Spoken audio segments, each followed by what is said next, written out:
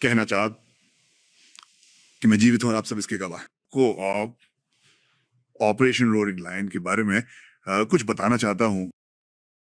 राष्ट्रपति ट्रंप के दूरदर्शी नेतृत्व में अमेरिका और इजराइल ईरान में एक साथ मिलकर बहुत दृढ़ संकल्प और अभूतपूर्व शक्ति के साथ काम कर रहे हैं। ऑपरेशन राइजिंग लाइन का उद्देश्य आयतुल्ला शासन द्वारा उत्पन्न अस्तित्व संबंधी खतरों को दूर करना है, जिसने 47 वर्षों से अमेरिका, इजराइल और ईरान के लोगों के खिलाफ युद्ध छेड़ रखा है। पहला, परमाणु खतरे को खत्म करना। दूसरा, बैलिस्टिक मिसाइल खतरे को खत्म करना और इन दोनों खतरों को जमीन के नीचे दबने से पहले ही खत्म करना और हवाई हमले से सुरक्षित रहना। और तीसरा, इसका मतलब है ईरानी लोगों के लिए ऐसी परिस्थितियां बनाना जिससे वे अपनी स्वतंत्रता को समझ सके, अपने भाग्य को नियंत्रित कर सके। आज आयतुल्ला शासन केवल अमेरिका, इजराइल, मोस्ट जल्द मरूमत को बंद करके दुनिया को ब्लैकमेल करने की कोशिश कर रहा है। दुनिया को ये काम नहीं करेगा। इजराइल अपने तरीके से और खुफिया जानकारी और अन्य माध्यमों से टायरन ऑफ द हॉर्मुज जल्द मध्य को खोलने के अमेरिकी प्रयास में मदद कर रहा है। लेकिन मैं आपसे ये पूछना चाहता हूं कि ईरान के मिसाइल और ड्रोन शस्त्रागार को भारी नुकसान पहुंचा है और उसे नष्ट कर दिया जाएगा। उनके सैकड़ों लॉन्चर नष्ट हो चुके हैं। उनके मिसाइलों के भंडार को भारी नुकसान पहुंचा है और उन्हें बनाने वाले उद्योगों को भी। ये महत्वपूर्ण है। बढ़ती हुई कतार में हमने मिसाइलों को नष्ट कर दिया और हमने बहुत सारे परमाणु बुनियादी ढांचे को नष्ट कर दिया।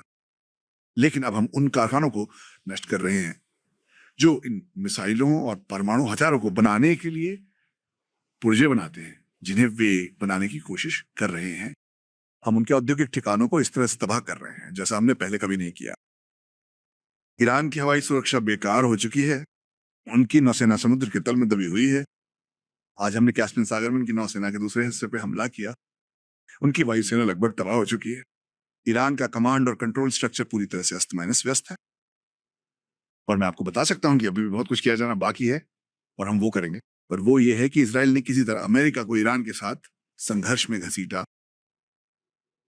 क्या वाकई कोई सोचता है कि राष्ट्रपति ट्रंप को बता सकता है कि उन्हें क्या करना चाहिए?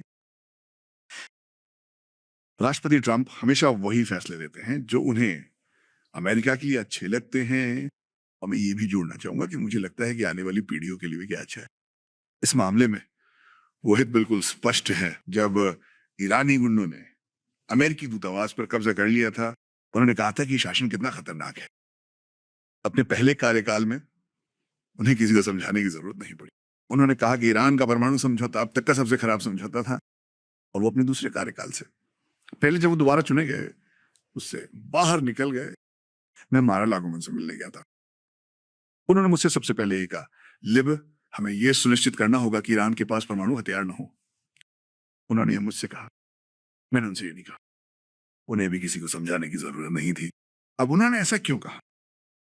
क्योंकि 4 दशक से भी ज्यादा समय से हमारे भविष्य को सुरक्षित रखने के इस प्रयास का नेतृत्व करने के लिए उनका गहरा ऋण है।